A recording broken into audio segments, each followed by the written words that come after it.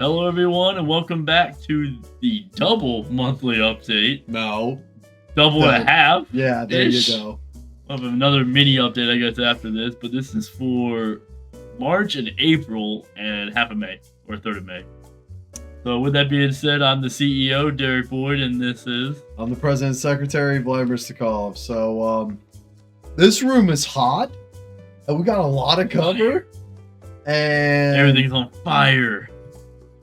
There's just a lot to cover, so we're going to try to speed run this. Fire. If you don't understand what we're talking about, because we're not going to overly explain in this one, leave it in the comments below. We'll try to answer any questions you guys might have. Fire. Let's get into it. So, deals. Everything's on fire.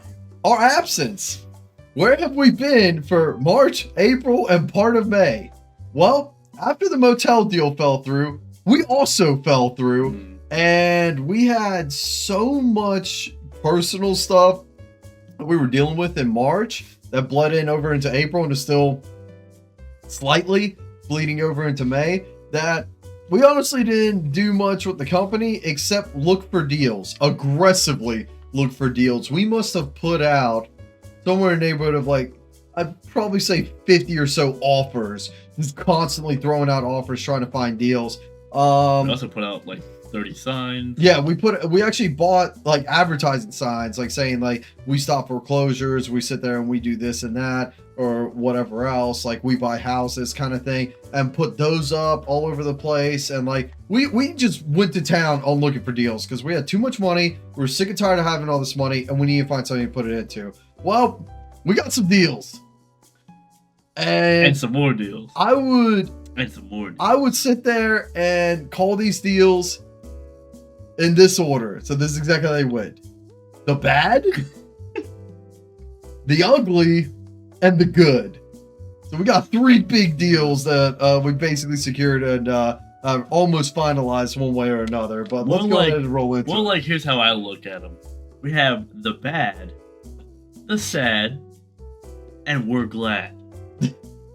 Sure. That's how I see it. We'll go with that. Also, if you guys are wondering, it is almost 11 o'clock at night right now, which is the other reason I'm kind of going to be short on this video update and just steamroll through this. So let's get right into it. Yep. Deal one. Wayne, the man of your word.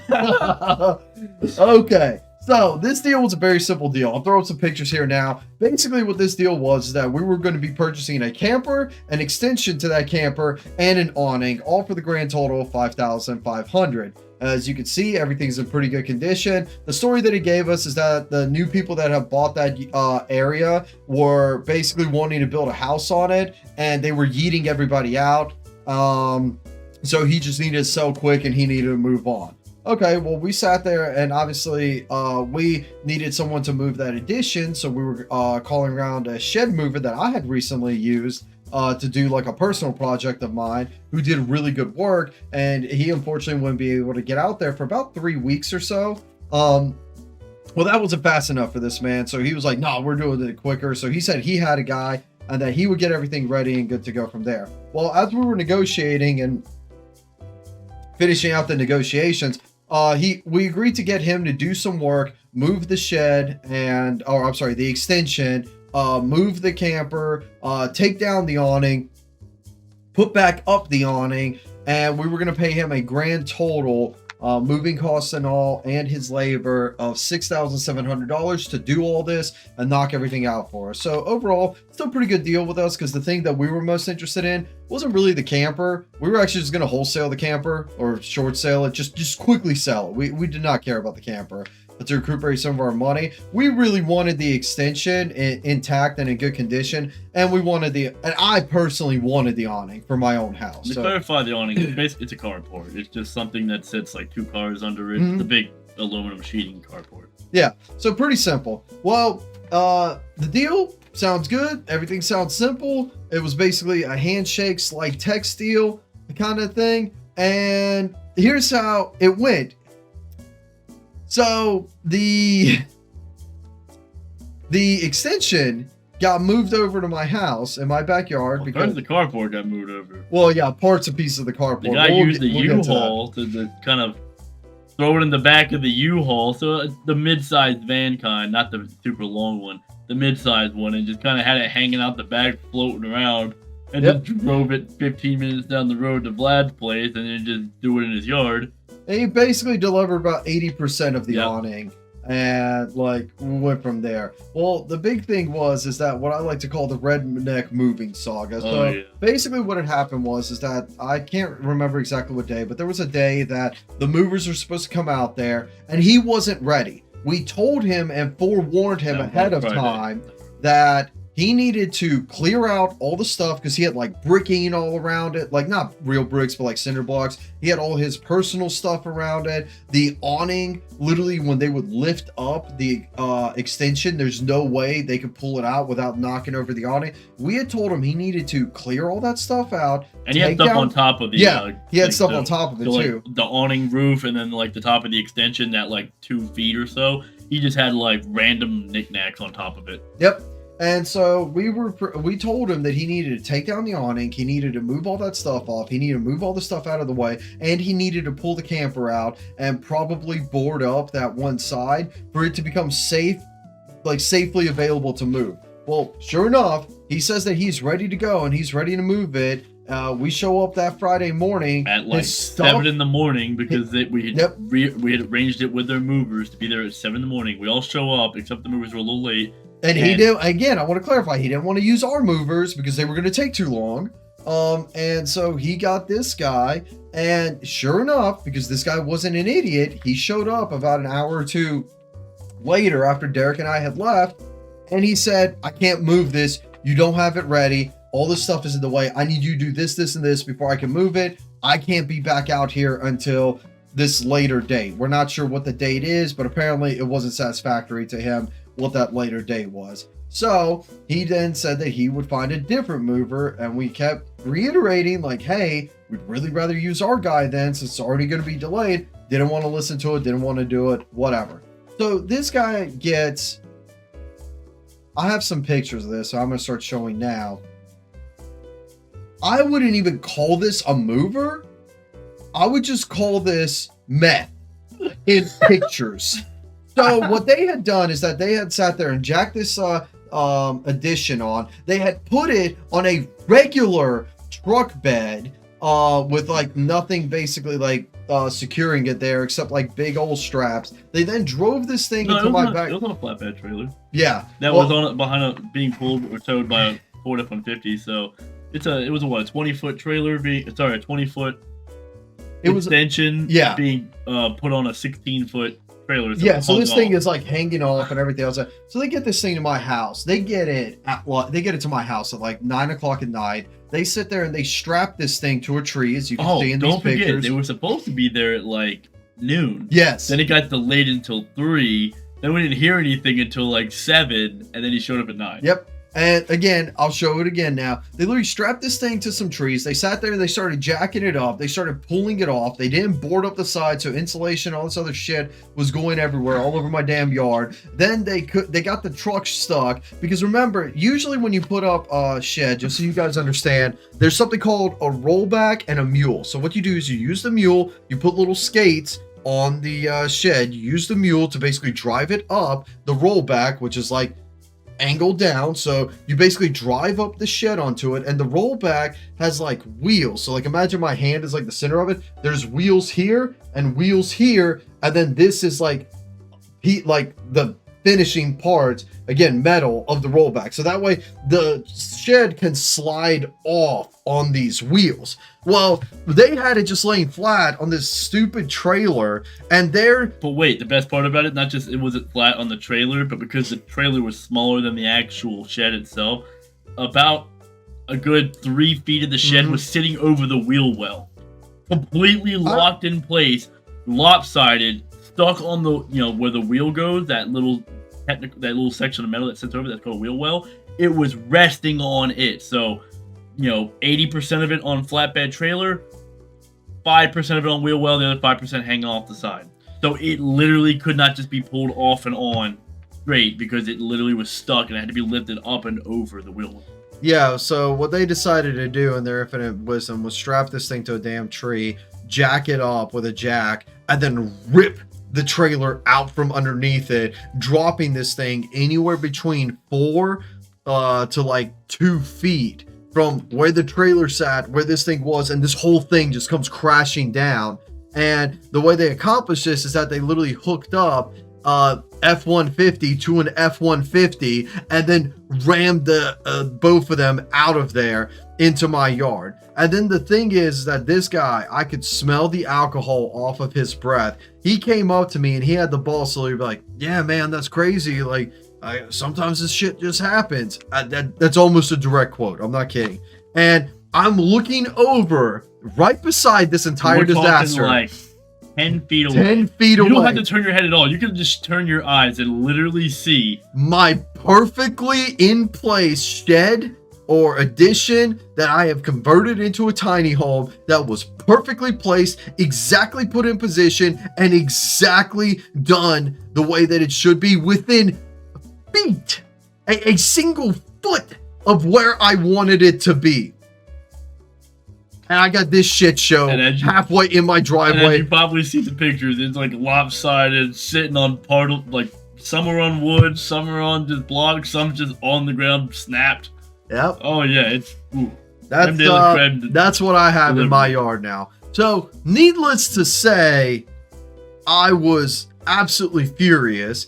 The moving fee, if you could even call it a mover, was still $400. So I just went inside, I grabbed $400, I gave it to the mover, and I told Wayne that I'm going to inspect the damage. We're going to renegotiate from there. And he had the balls to sit there and be like, oh man, that ain't what we agreed to. You need to be a man of your word. I'm like, this is not what I agreed to. This is not what I expected. And this is not how you move a goddamn shed. And I just walked back inside. I didn't want to deal with him or anything else like that. So that's how that went. So we've gotten 80% of an awning so far. And we've sat there and we've gotten, now what used to be a perfect, like well-structured addition, now damaged and completely foobar, because like the joists underneath it, like the main supports, have completely separated in the center of it from all the BS of what they did, and there's entire like 2x4s just snapped in half underneath it. It's bad. There's a couple of 2x6s that run long and a bunch of 2x4s that run short, and it shattered like 7 of the short ones and 1 of the long. And then of course all the subfloors that sit on top of it. One just popped straight up. Don't think we could salvage it because it's kind of bent out of shape, and the other part is crumpled in. So it's pretty much gonna have to get all new floors, all new joists. It's all out of square. It's messed up to hell. This guy, and I realized that after that night, because I started paying attention to it, this guy's constantly drinking. He's a constant alcoholic, and I'm pretty sure he's been driving drunk doing all this the entire time, which also really infuriated me because, bro, you're on the clock, you're on my dollar, and you're not even showing up sober. So we already started slashing his prices, cutting him back on what he's actually going to get paid, literally cutting him back on it, because the thing is, like, dude, you keep delivering us damaged goods, we're not paying full price for it. If you have a problem with it, return our money, take it all back. Well, actually, we were being pretty fair about it. We were saying, like, we would get somebody out there to fix the damages, and whatever the costs are, then obviously we'll take it out of whatever he caused. So basically, he's just paying out of what we were going to give him to fix it up, and then whatever's left over we would give back to him. So say it was $1,000 worth of damages and we withheld $1,500, then we still give him $500.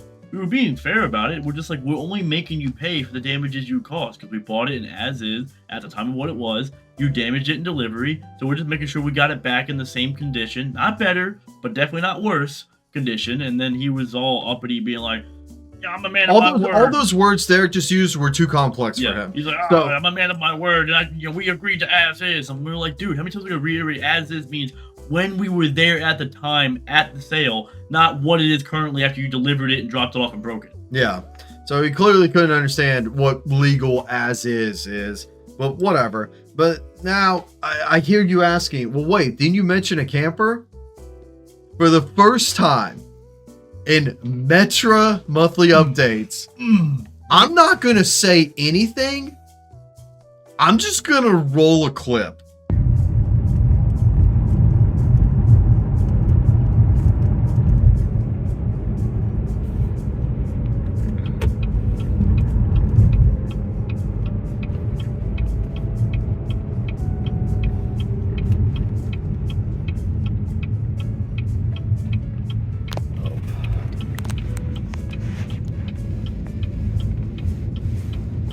that was good enough.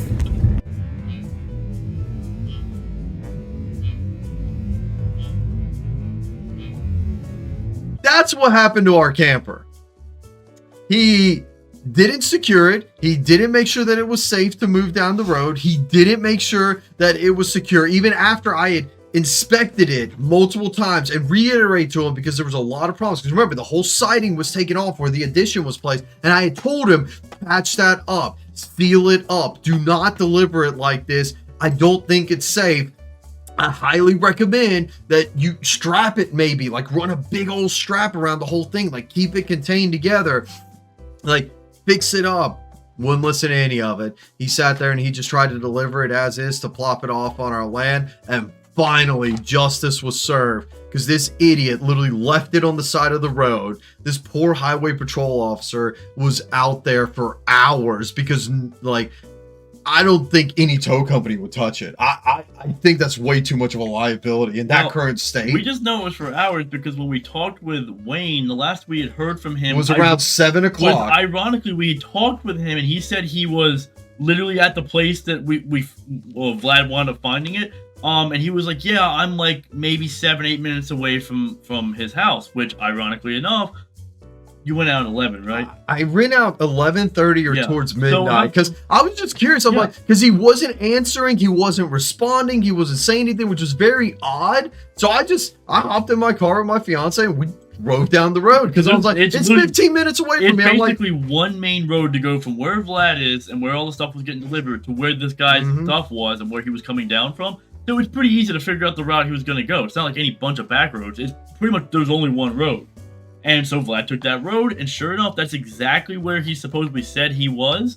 And it was 4 hours after our conversation, because it went from 7-something to 11-something. And we're like, those cops have probably been, and tow truck companies probably been dealing with. And I don't know if I still have the screenshot of it. I'm going to try to put it up here right now. But if you look at the neighborhood where that was located, that entire, like, multiple neighborhoods and branching roads were all cut off from any main road access because of where he sat there and where he left it. None of those people could get in or out of that area because of where it was, unless they traveled by water.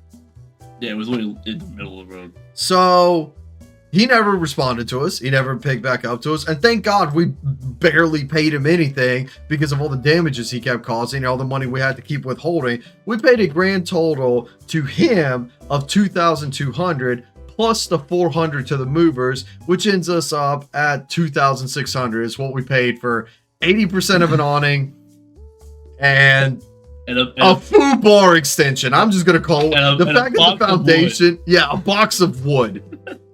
So maybe profit. Derek and I have a couple of ideas of how to salvage this deal. We're gonna see. We have a guy who might be able to give us the rest of the awning parts for cheap, so that would be great. And then we also have an idea of how we're gonna maybe finish that conversion and just either rent or sell. Yeah, we don't know yet. Yeah. We're just putting we put a big pin on that one, because then we had other deals. Only $2,600, so it's not like it was bankrupting levels of bad deal, but at the same time, I don't really know how we're gonna make our money back 100% yet. We did get though, so maybe we're not that far out of pocket on expenses, but we did profit. We profited with the most hilarious deal story we've ever. That is true.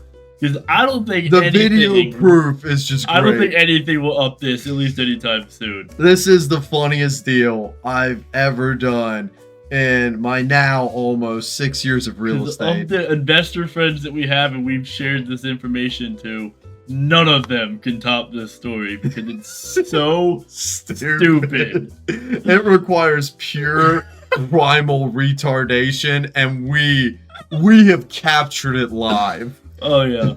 Oh, it was wonderful. That was the bad deal. Now we're getting bad deal. He calls it the sad, I call it the ugly. So this deal, unfortunately, there's a couple of things going on with it. So this is for a property located, and we don't want to give out the full address just yet because we don't own it. But this property is located at 234 Camellia. And it is in a very beautiful neighborhood with an actual legitimate gatekeeper. Like, there's literally someone in front of the entire main road that gatekeeps the entire this community. isn't one of those gates with a little pin. No. There is literally person. a human being managing and operating and choosing who gets to go in and out of this gate. It's a full gated community with a golf course, restaurant, marina, public pool, community center, like community grills. Like, it's a top dollar place. It's very nice. So you remember that advertising campaign that we talked about where we have put out those signs? That's actually how we got in contact with this, because the gentleman saw that we had signs out saying that we stopped foreclosure. He thought about it. He decided to reach out to us and see what we could potentially do. Basically, the problem is I'll give a quick rundown of this gentleman's story, and I want to keep his identity anonymous. So what had happened was that 2 years ago, his significant other had passed away from COVID.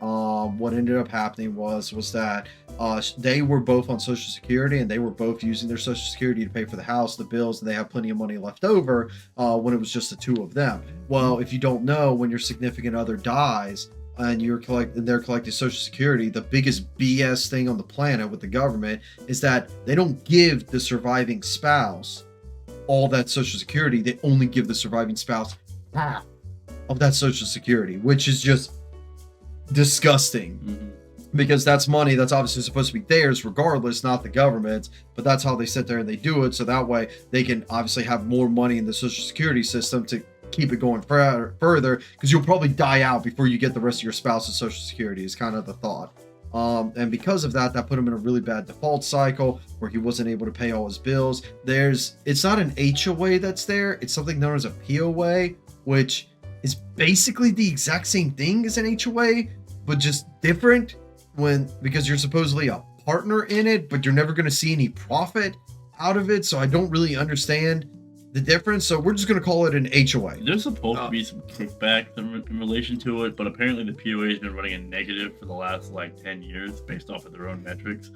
So they're charging everybody for those negatives. Don't really understand how this makes any sense being a POA. It's a HOA that run like crap. Yeah, I guess. But the thing is that that's basically the situation as a whole. So they have this POA or whatnot, which I'm still not very familiar with, but it's basically an HOA. And so he has those dues that are due. He called his bank, and this is insane. He called his bank. He asked for forbearance for 6 months. They granted it to him, but the way that his mortgage company did their forbearance, which Derek and I were both, I was a little skeptical of it because something didn't seem right. Derek was very sure that this is forbearance. Because he got a letter and explained everything exactly how forbearance works. To give you an idea, just so you guys know what forbearance is, basically what happens is that typically whenever you get a 30-year mortgage or a loan of any kind, they usually give you a certain time frame of giving you a forbearance, which is where you can offer to have about 6 months or so, depending on what the bank allows, to be delayed, pushed back, or put it to the end of the loan. So typically the way it works is if you're falling behind on your mortgage, you can't afford it for a little bit, so you can kind of catch up so you don't lose out and get foreclosed on. You can get forbearance, which is where instead of you paying every single month for the next 6 months, they take all of that, put that to the back of the loan, but you're still getting charged interest on it, so they still make their money off of you not paying for those 6 months. And then you pick back up wherever you were supposed to be at on month 7, for example. However, in this particular case, they didn't do that. They charged him every single month. They just didn't charge him any late fees, any additional interest, or anything else like that. But he's now 100% due for the whole amount of time. So he just got hit with a balloon. He got hit with a balloon. A delayed balloon, basically. Yeah, and that was absolutely insane. And the saddest thing about all of this is that this guy, Derek and I genuinely feel bad for him.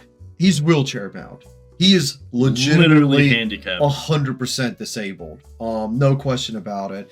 And to clarify too, this home is not really handicap built at all. No, there's stairs in like a good third of it, because you got stairs on the back deck to get up into it. The house itself sits a good 2 feet off the ground, so you have to have stairs going into it. It has a loft area upstairs, which is another roughly 5 to 6 steps or so going up to at that area.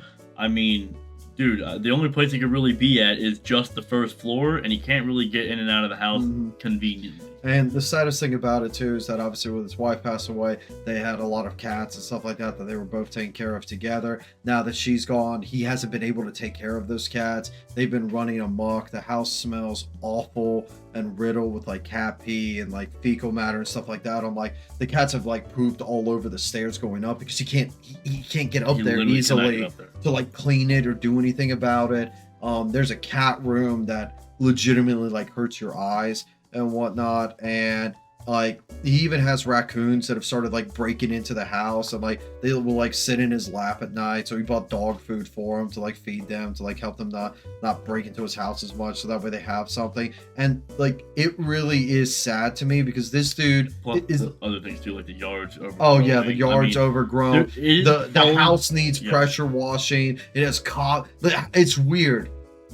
Like everything looks fairly normal-esque except a bit on the growing of the yard, but the house looks like it has been, the outside of the house looks like it has been abandoned for like 7 years with all the cobwebs on it and everything else like that. We say we thought it was abandoned because when we pulled in, we obviously saw, first off, there's one car that's sitting there that looks like it's been sitting there for like 2 years. It's probably his wife's car. Has like 2 years of coats of pollen and stuff like that. Not moved because it's halfway in the dirt.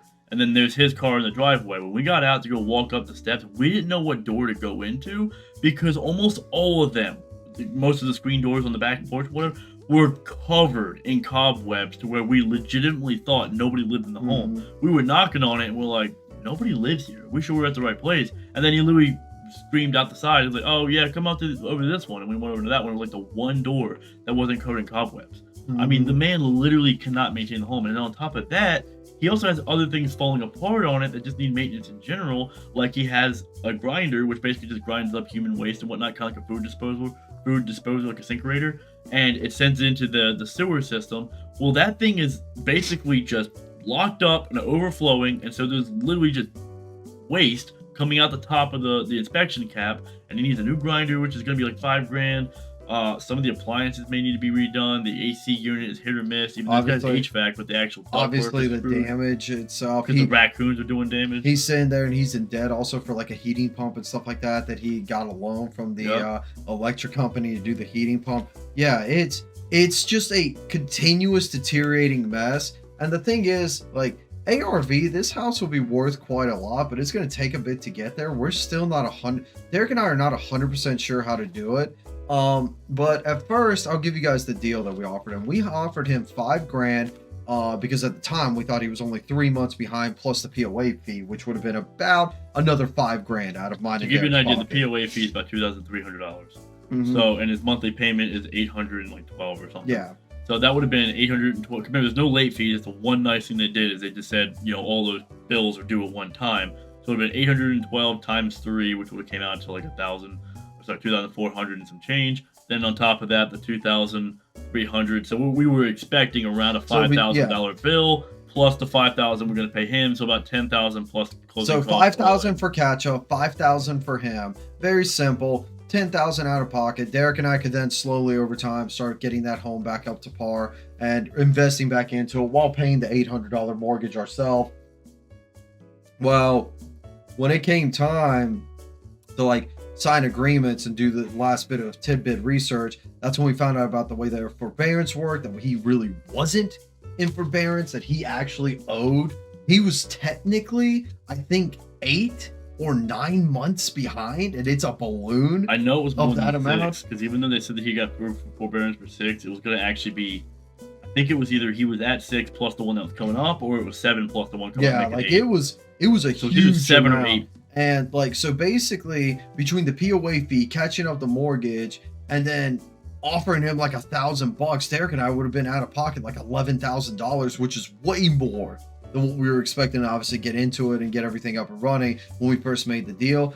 I explained this to him. I told him about it. He literally heard them obviously say the way that their forbearance worked and whatnot, how much he owed. He still was humble about it. He still agreed to the deal. And then we came up with one other plan, is that we put him through something called SC Stay, which is a South Carolina, like, stay in your home program kind of charity thing. I guess you could call it that. It's like government assistance mixed with charity. Yeah. And so what this program was to obviously keep people in their homes during like COVID or any kind of COVID loss or whatever else. And so we tried to put them through that because they were taking applications. The last applications they took was April 20th of this year. So we put them through that immediately. Which was also the day that his balloon was due. That was actually the day. It was a weird, ironic twist that the same day that the applications ended was the same day he was due, and we were like, they are 10 days before that. We were there on like the 10th of April. And so I immediately helped him out with that. I got him on that. And what we did is that we did a weird deal where what we promised him is that, okay, whatever SC stay can cover, if he can get it back to where it's only 3 months, we'll happily pay you the $5,000 or whatever else. And if they're willing to cover any additional months payments after the fact, we'll pay you half of what you've saved us. So basically, if it's $800 a month, we'll pay him, like that's what they're paying them. So if they're paying the mortgage company $800 a month, we'll pay him $400 for that month. So instead of paying the mortgage company, we'll pay him, because we really did feel bad about the situation. Honestly, it's one of those things. I'm not going to say it's 100% not his fault, because he did let it go on a little bit too much, but he's genuinely trying to better himself and genuinely trying to put himself in a better position. And that's something that I can harmonize with and sympathize with as well. I didn't want to just leave him out with just $1,000, us just taking over the mortgage. And that's the best that we could sit there and do, because that didn't feel like a real win-win to me. So instead, like with him getting approved for the SC State program, I'm very excited to go on from there. Now to kind of wrap it up, as far as this deal goes, we have him on contract. We've already started the title work. We've already gotten the title work back. We know the house is free and clear of all judgments and liens, except for the mortgage and except for the heat pump with his electric company. We know that he's been approved for SC Stay. They've already paid his electric bill and stuff like that as well, which is awesome. Now we're just waiting to see the finalization of what they're going to pay in regards to his mortgage, so we can then finalize the rest of the deal. So we have him on contract for a purchase and sale. We have him on a general outline contract for that $1,000 price tag. But then when we sit down to close on everything, we're going to give the actual updated contracts and finish everything out. We're going to transfer it into a trust, where he'll still be a beneficiary of, so that way he's still on paperwork, so the bank doesn't call the loan. And then Derek and I will just take over it. And obviously our goal, like everything else in life, is rented. The POA won't let us do short-term rentals, but they'll let us do long-term, and their long-term is considered 6 months or more. So that's unfortunately the only thing we're stuck with, but that would make an excellent, amazing Airbnb rental. But unfortunately, we got to follow the POA's rules. We don't want to step on anybody's toes, especially since we're just getting into the neighborhood. So we'll just do the 6-month rentals for now. Ironically, we ran into that issue with a previous investment many years ago. We did, yeah. And we do not want to do that again. So, but that's kind of where that deal is. So it's kind of up in the air because it's technically not finalized. We technically have not paid anything except for the title work. But I'm very confident in saying that, given the man, he really seems like a genuine guy. Usually we wouldn't talk about these kind of deals because they're not done. But he seemed like such a genuine guy. I don't think he's going to try to back out. I don't think he's going to sit there and try to screw us over. I think he really is ready to let that situation go, let that part of his life go, and stop basically decaying in the same house that he lost his spouse in. And that's kind of the problem is that SC Stay is a temporary solution. It's only for usually about 3 to 6 months, depending on how much they offer you. So even if they help catch him up on most of this, or let's say they're really generous, they catch the whole thing up and they literally pay for the next 6 months for him. What's he gonna do after that? Still can't afford. The house is still falling apart. It's still decrepit. The animal damage is getting worse and worse. Like the septic pump isn't working. Like it just, what's the plan? Like, there is no plan. It just is what it is. So that's why we're very confident that he's gonna sell it to us, because he literally recognized his situation and knows that no matter the current circumstance of what he's in, even if it gets resolved, the future circumstance is still going to be a problem. And in order for him to get out of the problem, he just literally has to leave. And then if somebody else is saying, well, why doesn't he just sell it? When we say it is really damaged, we mean it's about a $200,000 house that still has 100 and some change thousand on the mortgage on it, because he's only 6 or 7 years into it on a 30-year note, so he's basically only been paying interest. and it's got like $65 or more thousand worth of damages. So even if he sells it to an investor, the best amount of spread they're gonna get is maybe like 20% at best. Problem is that, as with everything in construction, when you start peeling back the layers of an onion, there's a lot of damages that you usually run into. So that number is a lower number. Of course, we're going to try to do what we can to cut costs or slowly work our way into it. This is a safe Plus, investment. we're honestly. also doing the labor, so it cuts off on that cost. But the thing is, it needs an enormous amount of work that it's not exactly a...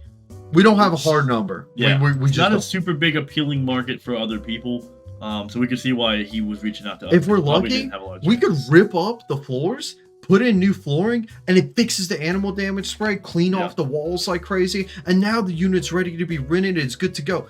If we're really lucky, but don't know. Yeah. We're not going to know. We're until gonna we replace do that it. grinder. We gotta do a bunch of it. Yeah, So, it's going to be a process, and the thing is that honestly on this house, we're going to eat a loss for a while. That just unfortunately is the fact with it. However, it is a safe investment, meaning that in 5 years, it will pay itself back and be break even or so, even on our worst estimates. Plus, the equity in that home is worth it for nothing else than to borrow against the house in the future so we can invest in other things. So let's say we find another mobile home park.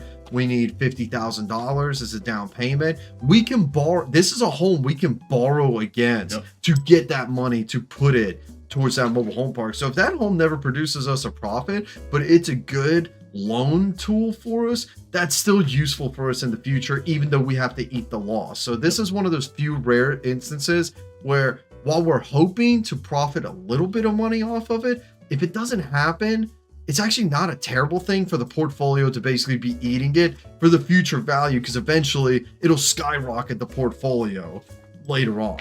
And so that's kind of what we're looking at with this house. But interesting deal, beautiful, potential to be beautiful home. It's a safe investment. It's not great numbers, great returns, or anything else. It might potentially be a loss for 5+ years, but it is safe, and that's kind of the thing that we're interested in it for. That's why we have deal number 3. Okay, so deal number 3. This is funny. We literally just did this today. So I'll give you why we're recording this early. I'll give you the timeline. So today is Wednesday. Monday, I'm busting my ass working on other paperwork, other contracts, other things that Derek and I need to get done. And I go on Facebook Marketplace and I just happen to see this house. I'm like, I don't have time to deal with this. Looks good. Price is cheap. Guy says it doesn't have to be moved. 300 lot rent. Send it to Derek. Didn't care. I was like, Derek, reach out to these people. Next day, Derek reaches out to these people. He sits there and he literally calls them and everything else like that. He schedules a time. I'm sorry, Sunday is when I sent it. Derek reaches out to them on Monday while him and I are driving around doing research for 21st century mortgage, mobile homes, like things like that. We have a lot of plans that aren't finalized yet, but we're looking around trying to figure things out. So Derek sits there and calls this guy up, schedules a meeting or showing for the house yesterday. Derek then goes out yesterday. I'm over here busting my ass working on a custom contract for something else that we're working on. We've been excessively busy. If you can't tell by my eyes and like the crow's feet and everything else like I have, I don't know what to tell you. Like, we've been so damn busy. It's been insane. So anyway, he sits there and he goes out and views the house. He calls me, he tells me it's lipstick on a pig, but it's lipstick on a pig that we can work with. Guy doesn't say, he says he doesn't want us to move. I said specifically it's lipstick on a pig, but it's about 80% of an 18 Eagles view. Which 18 Eagles view is actually getting close to giving us a full return already. So anyway, I was like, okay, cool. I was like, I'll take your word for it. I'm all in. So then Derek negotiates him down. Like, we try to get him down to 15. He wants it. He was asking 19.5. We try to get him down to 15. He doesn't want to do that. He offers us 18. Derek asks, look, can we just do in the middle? 16.5. Well, actually, I said 16, but with a 5-year contract, he had to be up to 16.5 with the 5-year. So we went with the 16.5 with a 5-year lease. Now, the reason we did the 5-year lease is because he wasn't interested in selling the land to us yet. Might be interested in the future. Right now, he wants to rack in as much money off of as possible. I get it. He's an investor. It has 2 other mobile homes on it, so that's why. So we're not just paying just a lot rent. He also has 2 other guys. And so we sat there and we're like, nope, totally get it. Is what it is. So we sit down with him today. We bring the 16.5. We in cashier's check. We go over the title. Title looks good. Everything looks like it's lined up to par. I bring a bill of sale.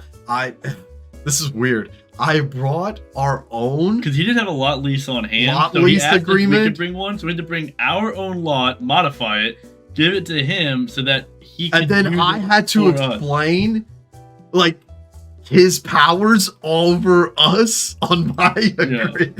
It was the weirdest situation. It was a little odd. Because usually the person renting the lot is supplying you the lot lease. Yeah. I have never supplied a contract to be used against This would me. be like your tenant, like you got a house and you have a tenant and they're like, I'm going to sign this residential lease. And you're like, huh? I'm the landlord. You signed my lease. Yeah, it was a very weird situation, but he signed it. We got a 5-year lock-in, which is great for us because there's so many benefits with this. So number one, remember, this mobile home does not own the land. That means that the second we buy that mobile home, he could literally send us a 30 or 60-day notice right now to tell us to get it the hell out. It doesn't matter what he said. It doesn't matter what we agreed to. It's his land. He has the legal right to do that at a drop of a hat. So that's the first issue. The second issue is that obviously he could increase the lot rental amount on us, which would kill into our spread. And because we know this property is lipstick on a pig, over the course of time, it's going to wear down more and more. And we need to milk it and squeeze it for every dollar that we possibly can while we can. That's why the 5-year lease is so crucial. So we put him on a 5-year lease because one, that means he cannot remove us. If he sells the property to anybody else, they cannot remove us for that time period or whatever's left. And nobody can increase the rental amount on us either. The only downfall is that whether we are using that land or not, we must pay that money always. Mm-hmm. That's the only negative. We're willing to take the risk. Honestly, safe investment. I'll show pictures of the unit now. As you guys can see, really nice looking home. Well, we're planning somewhere in the neighborhood of 750 with this is our throw out numbers right now. We're going to try to do $750 a month with $1,000 security deposit or we're going to sit there and we're going to, I might try it. We're going to do $1,000 a month. We're expecting 900 with no deposit. Yeah. But he's going to shoot. I'm going to shoot for $1,000. For $1,000 a month with no deposit because this unit is ready for a brand new renter. It is clean. It has a fresh coat. It's ready to move in. The power and water all work because we literally tested the power and water while we were there. It's already got the literally like 50 feet away from a school. 50 feet away from a school. It's a 2-bedroom, 1 bath, but it's a widen. It's a biggin' boy. Like it's bigger than our mobile homes that we have down in our mobile home park.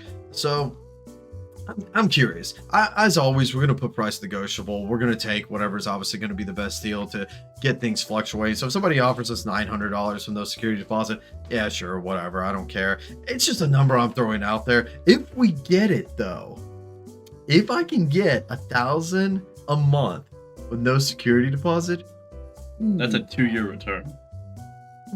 2 years. That's the best deal we've had yet. Oh yeah. But I don't expect that. I don't expect now, it if we either. can get 900, still about a 2 and a third year. If we can get 800, it's close to a 3 year. We haven't really tested the no security deposit option to its limit, basically. We've never really tested it to see how far can I push it? How much are people willing to pay monthly to get into something by not having to also pay that big upfront payment and for people it? are like, oh, there's no way they're going to pay that much. But you got to remember, a lot of places are asking for, well, first off, you have the monthly rent. Then you have usually a deposit, which is the same amount as that first monthly rent. So usually they say like first month's rent. So that'd be, say it was, for example, $800. That's $1,600. Some places are asking for 3 now. So it's rent, first month for a deposit, and then security. last month as part of the security. So that's $2,400 to get in there. And then every month after that is the $800. A lot of people don't have that much money to get into them. So if we're just like, hey, You don't need the full 8. I mean, you don't need to have the 2,400. You just need 900, maybe 1,000. You just pay that every single month. People are like, well, I can pay $1,000. I can't save $1,000, but I can pay $1,000. You got to think that is a lot more flexibility. Again, don't expect it, but curious. I'm gonna be putting up those ads. Definitely not tonight. Tomorrow, because right now we're running it to 11:30. So that's the third deal. So like I said, the good, the bad, and the ugly. So the main thing is that deal, even though we just paid $16,500 out of pocket and we're trying to get into this golf course house as well, that money is going to come in and help supplement. Because remember, he just mentioned on the golf course house that we're going to have to be sitting on it for a little while. So that means we're going to be paying out that $800, give or take, if that SC State program comes in. But if they don't, we're going to be paying about $800 out of pocket for a couple months. Well, this helps offset that. So now we're not as much out of pocket for the couple months that we have to sit on it until it becomes rentable. Now, the lightning round. I told you guys, we're still not done. Because all these deals, by the way, have been happening at different time periods of the month.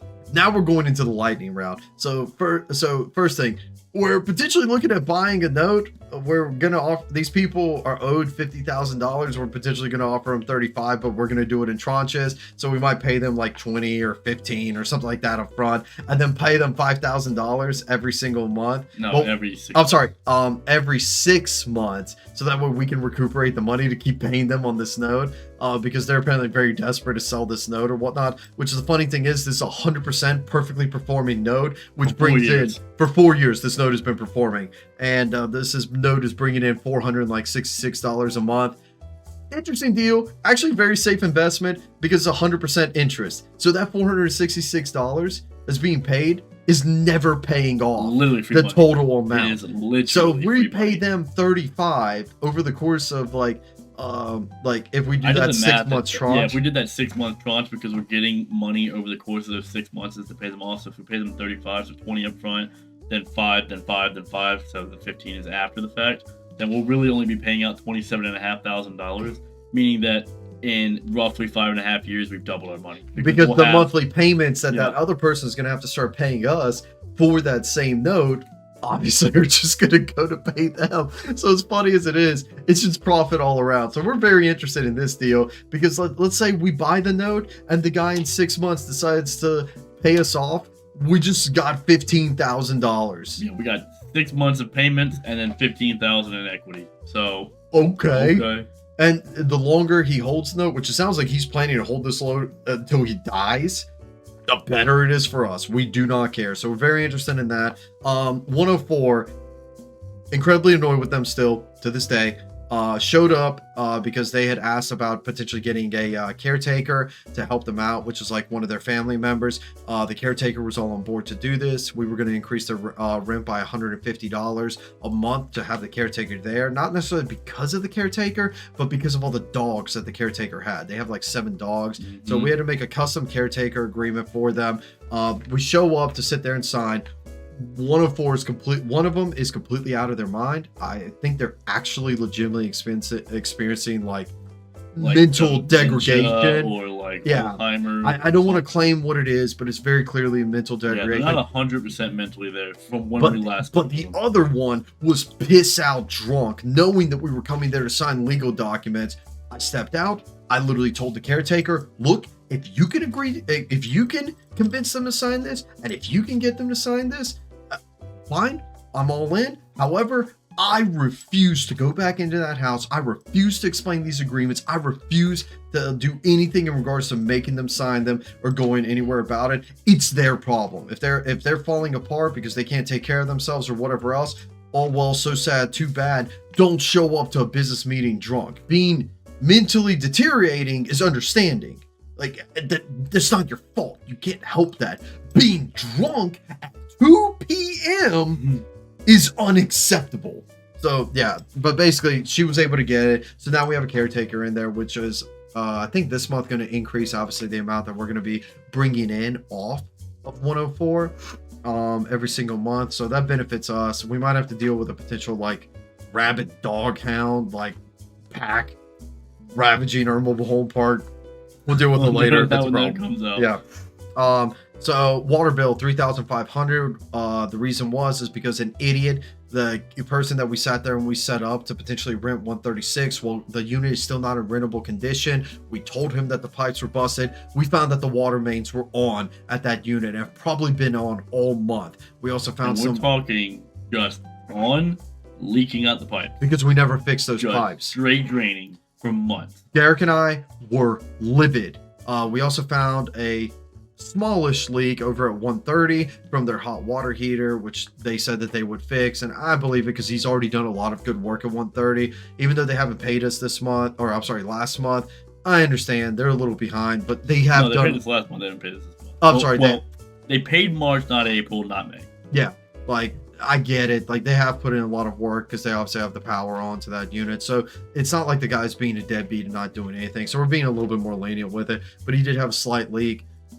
This one was 100% our fault. The main water line leading to 126. We thought it was leaking when we did the December pipes. We didn't investigate it further because honestly, we just didn't want to deal with it. We also didn't think it was that bad of a leak. And in comparison to all the other leaks, when we dug it up, so much over here. When we dug it up, it was like a small pond was starting to build around it. We had to shovel out the water. It was constantly leaking out. So it was a rubber like hose thing. So we had to cut it, redo it. We just redid it all with PEX, and that's the new main line going to it. It's just a PEX line. Buried it all and then continued on from there. We tried to dig up water lines around the park to figure out like the main water lines to figure out where else it could be because no other unit had a leak. Like 118 literally had a drip, like a droplet every couple of seconds coming out of his main going into his unit. Yeah, when we were looking at the water meter, doing the math based off of the meter, and what we called the water company to ask them how much they charged, it was $4.35 per 1,000 gallons. And when we were doing the math based on looking at the water meter, because we had taken a picture of the night that we were there and then come back the exact next day, calculated the hours, we were still going to be around $1,000 something water bill, give or take wherever the water bill started. And we're like, how? Well, based off of the math of where we should be, because we were looking at, because remember, if you remember how the park's set up, 104 is its own meter, 108 and all the rest are on the other meter. And so if you look at 104 and the utilization they do, it's anywhere between $40 and $70. So we were like, okay, it should be, we'll say on 60, right? So $30 a month. Yet when you do the same math for the other 11, right, you should think it would just be the same number times 11. So if they're 60, they should be 660. Well, we're still at $1,000, which means we're $400 over, which is more than 50%. Clearly there's another leak somewhere. And that tiny drip at 118 is not that. There's no way it's $400 worth of a leak. Yeah, so we have no clue what the leak is, what's causing it, where it's coming from, what the problem is. We are just absolutely clueless by it. So Derek and I have decided, and we might have to put it on hold because this was actually our plan that we were about to go into. Now we might until this house popped up yesterday. Yeah, until this house popped up. Now we're restructuring our entire investment strategy. But we were actually planning to buy a trencher and just redo all the main lines from start to finish and just run it straight down the mobile home park and make it all of our lines because we genuinely believe there is a main water leak somewhere. Yep. And we could not figure out or find a way to deal with some it. Extra shutoffs and things here and there because the way the shutoffs are now is it's kind of a pain in the butt to get to certain areas, and we can kind of isolate where the leaks are. And then if we can even get some meters, we might put a couple meters here and spread it throughout just so we can kind of figure out if there's a leak halfway through the park somewhere instead of having to look at it from the main alone. Or screw it. If I get annoyed enough, we'll just install individual meters and just be like, your problem. Yeah. Plus, the other thing is, too, is we still have the intention to expand that park from the 12 that it currently is to the legally allotted 24, give or take, that we should be allowed because it's 6 acres and by law it's 4 per acre. So if we want to go for that hearing to get it expanded, if we start renovating the park out enough and we need to go ahead and start putting those new ones in, we're going to need new water lines anyways because it's the current layout. We don't even know where they are. So we have to find out where they are to even attach them for the new home. So if we're going to have to replace them, we might as well lay them out the way we want it so that way we know exactly where they are for future use. So I just kind of killed multiple birds. But yeah, $3,500 water bill. No bueno. I'm not putting up with that. Like, that's just absurd. So that's kind of where we're at with that. We're going to have to figure something out with it because, like, I really don't care what it is at this point. And I personally am leaning more towards just individually metering all of them and just being done with it because then not my problem. You got a water leak?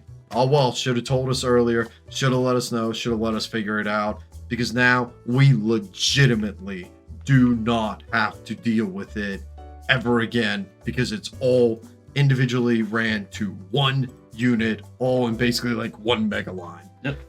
So yeah. Anyway, now we're not going to talk too much about this. We are actually in talks about hiring our first employee again. Obviously, we had that contractor that both Derek and I absolutely despise and hate. We found somebody else for contracting work that we're very interested in. They show very great potential, but they just don't know everything. We don't have anything signed with them yet. I finished making their custom contract. We've been into the negotiation phases with them. We'll talk about that once that happens, but it is something that's also in the works, and it has taken us time. So like, this is the problem. Like, I'm speed running a lot of things. I've taken a ton of my time to create things or like do things with contracts, and a ton of our time, obviously facilitating it and putting it all together. But yeah, so next, a ton of personal stuff we've been doing these last month. And usually we don't talk about personal stuff in these updates, but I'm sorry, they've taken up so much of our time. I can't. Derek has been renovating an entire bathroom within his house, basically by himself with like occasional help. Like, I helped him out one day. He had one of our tenants come out and help out with it one day. I literally bought a tiny home. I renovated the tiny home, and then I rented the tiny home, all from scratch. And obviously I'm in a lot of debt on that, but financially speaking, this tiny home, if it does produce at the rate that I need it to, it will actually have itself paid off between a year to a year and a half, and there's no maintenance needed because I just did it all. Everything, like brand new water lines, brand new like flooring, brand new paint, brand new like mudding on walls, like patching and stuff like that, new crown molding, shoe molding, the whole 9 yards. Couldn't need any type of Nothing. actual remodeling for at least a 3 or 4 or 5 years from now. I've been in a lot of lawsuits and I've won all of them. Still undefeated? Yeah. And so like, that's obviously incredibly time consuming. And we're still going into more lawsuits. Yes, unfortunately we have even more lawsuits. Actually, one I can't talk about. The roofer that we originally hired for 108 has failed to perform. The roof started leaking at 108 again sometime within this 2.5 months. It started leaking back in February. Yeah. Actually, middle of January. And so we called him out. He kept refusing to come out. We finally hired another roofer, and now we're about to sue him as well for basically failure to perform on the job and warranty the job like he said that he would. So that's a lawsuit that we're actually doing for the company. But yeah, I've got lawsuits later. Yeah, I got like lawsuits backing up over here. Like, I don't know how I'm gonna make it. Because I handle all our legal stuff, and it's getting rough between contracts, lawsuits, and everything else like that. And then obviously we paid all our taxes except property tax. So I'll let Derek kind of go over the taxes. We did pay one property tax because we ran into an issue on it, but that's a different story. Actually, that wasn't for this company anyways. But yeah, it was a hilariously weird tax issue on that. So yeah, we had to pay all of our taxes. Oh, we tried applying for credit and didn't get any of it. Oh yeah, that's right. We sat there and we applied for credit cards and stuff like that. Remember, we're a 2-year business now. We have established tax history. We have profit. I don't want to give out too much information, but I'll just say this: we had $30,000 constantly going up and up and up. Just in the Metra account, because we were throwing money in for some other stuff too, and it was just sitting around like $30,000 balance for like 2-3 months. And it was just going up. Like, it wasn't going down, it was going up because we kept sitting there and we kept making more money. And I don't know if we ever clarified what bank we're currently using, but the bank that we're currently using, I don't know if we did clarify, I don't know if I could. Anyways, point is that we tried to apply for a credit card with that bank, and the bank just denied us and said maybe a secured card, but then if we did that, we'd have to try again for a whole new credit check. And we're like, how did you deny us when we're a 2-year-old company? We have 2 years of tax returns. We literally have not overdrafted a single time, and we are sitting on a $30K balance. Are you seriously denying us? So we're pulling. It's Bank of America. We did clarify. Okay, I thought we did. Yeah. We're pulling all our money out of Bank of America, and we're going somewhere else because that is just incredibly dumb, disrespectful, and makes no logical sense. We've been getting some interesting offers, I guess, because banks are desperate for business to come in there. Because we just got one for Chase that if we put in $2,000, well, actually, ironically, if we put in $30,000, we just spent it. We just spent it, yeah. If we would have put $30,000 and kept it in there for 2 months, we would have got $750. But if we put $2,000 in there, we get $300 in 2 months. So we're probably gonna go throw a little bit in there, throw it a little bit in like Troist or something, maybe South State. Just kind of throw it in there, whoever doesn't suck. Yeah. So yeah, but that's pretty much everything in a speed run. There's so much more. We're already at an hour. I literally do not have the time to edit this.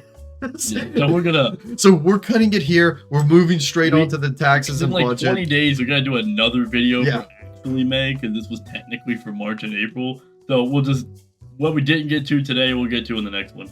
We're pretty sure we got over the main stuff. The intricate crap we can get into later. So we're gonna get to the budget. You guys see my receding hairline here? See, Derek's not stressed enough because he's not the one having to go to court and do all this other stuff. I did go to court. I had to argue in court because because you knew more about that deal. Yeah, because that one particular. So I'm also undefeated in court. That is. I am 1-for-1, baby.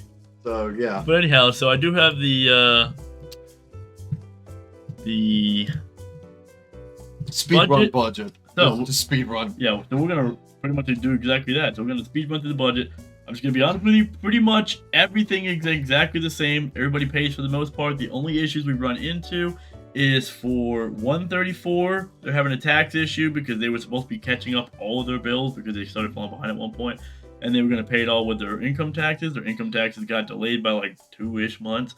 So they haven't been able to pay all that back due amount, but they have been paying some money. They paid $200 so far of their normal $470, so they're not, but they're still behind by 2 months. So they paid $200 of their like $1,300-ish they normally would pay.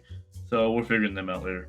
136, that's that issue where once again we were doing a temporary arrangement where we might have somebody move in. We're not refunding it now. Yeah. So anyways, if we were gonna get an electrician out there to fix that electric power pole and then get the plumbing figured out and then have them move in, so then we just held that $500 as deposit. Well, since it just blew up our water by $3,000 or $2,000 more dollars than normal, we're keeping that $500 to negate that. So anyways, so there's that. So that's obviously not producing. 138 is never produced because we don't have anything on it. The one at 122, it did pay, they were paying for it every single month. This last month they have not paid in April, but they have been paying. So pretty much everything has, for the most part, been performing. He mentioned earlier 130 is falling behind this particular month, but they did pay the previous month, and then everybody else pays like normal. So we'll go with March. March, we had a grand total come in of $6,805, so lower than normal because obviously we would have, if everybody paid on average, somewhere around closer to $8,000. We had what we paid out for that month pretty decent, but it was also kind of dumb because we had some other little pop-up expenses. So it came out to the divvy bill was $1,695.66, which was just a variety of stuff, including the taxes and some other things. We had $552 for the Apple Card, $200 for the lot rent, like always, for 18 Eagles View, $1953 for the mortgage. Total paid out was $4,400, meaning we had a grand total profit of $2,404. So anyhow, so picking up where we were, so for April, once again, we'll run through all of it like I just said, pretty much the exact same thing. Total that we brought in on that one was a good bit lower because people were once again falling behind. We're at $5,805 on that one. So we're actually getting to that point in time where we're going to have to start making some changes and adjustments. People are either going to have to catch up or we're going to have to start doing evictions because we have 3 particular people that have fallen behind more than 2 months, and that's usually our cutoff. Is the moment you hit you get 30 days, the next day, the 31st day, is usually our problem areas. We have a couple people that we've given a little leniency to because they've had years of paying, or just generally they've either fallen behind and caught back up, so they've been good on their word. But now they're getting too far behind, so we're gonna have to do some interventions on them.